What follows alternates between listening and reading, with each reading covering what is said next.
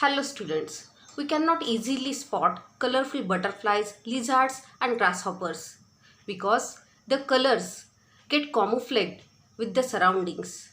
This is called blending of colors with the surroundings. Changes that takes place in various organs and life processes of living organisms in order to survive, to feed, to protect themselves from their enemies.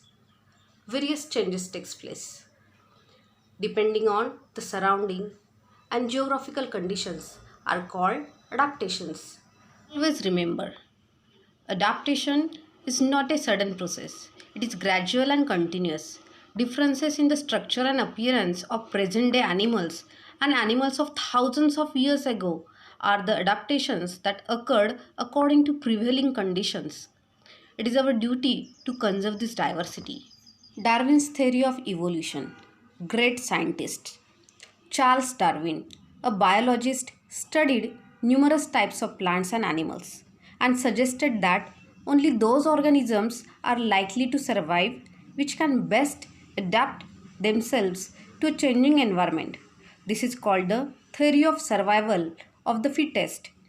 This is Darwin's first principle.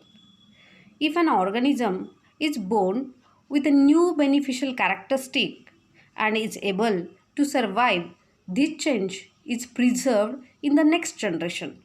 This is Darwin's second principle and is called the theory of natural selection.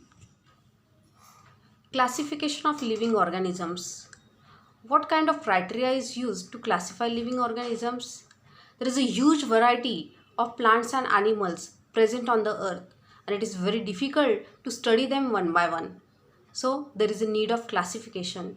Different scientists work for classification of plants and animals. Let's see one of it. Different scientists have used different criteria and independently classified plants and animals. A hierarchy is formed in the classification that starts with kingdom Animalia or kingdom Plantae.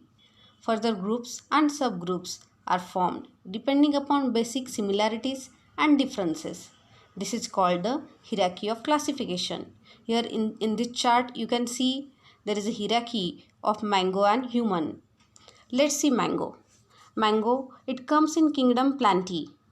Its phylum is Anthophylla. Its class is Dicotyledone. Its order is Sapindales. Its family is Anacardiaceae. Genus is Mangifera and species is Indica. Now let's see human. Human comes in kingdom Animalia. Phylum is Chordata. Class is Mammalia. Order is Primates. Family is Hominidae. Genus is Homo and species is Sapiens. Students, the deep study about kingdom, phylum, class, order, family, genus and species, it is there to you in higher classes. Now let's see what is binomial nomenclature by Carl Linnaeus. Students, if you have 4 friends with the same name like Kiran Kumar, Kiran Sharma, Kiran Dubey, Kiran Kaur, how will you come to know about which Kiran you are talking about? We'll always prefer to take surname with the name, right? Here also in binomial nomenclature, your scientific method is used to give name to each and every organisms. These scientific names consist of 2 parts. First is genus and second is species. For example, here let's take man. Man, genus is Homo and species is Sapiens.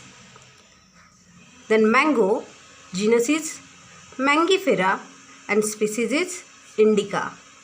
Here one thing is there, this genus is always begins with capital letter.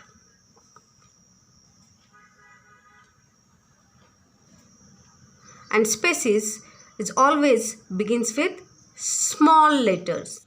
29th April is observed as World Frog Protection Day. Killing or harming frogs is prohibited by the Wildlife Protection Act.